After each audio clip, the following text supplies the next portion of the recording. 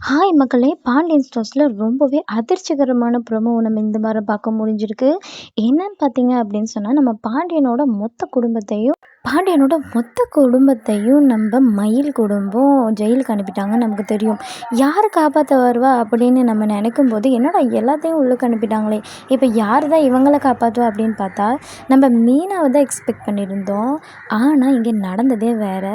முத்துவேல், சக்திவேல் 2 பேருமே பாண்டியன் ஸ்டோர்ஸ் குடும்பத்த காப்பாத்துறதுக்காக வராங்க.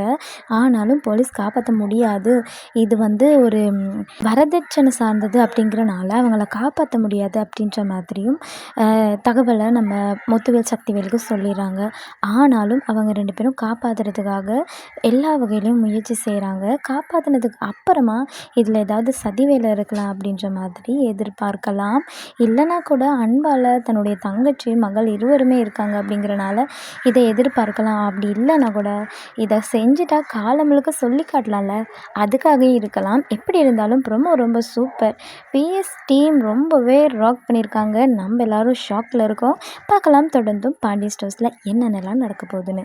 அதை பார்க்கணுன்னா சேனலை சப்ஸ்கிரைப் பண்ணுங்கள், லைக் பண்ணுங்கள், ஷேர் பண்ணுங்கள், சப்போர்ட் பண்ணுங்கள்.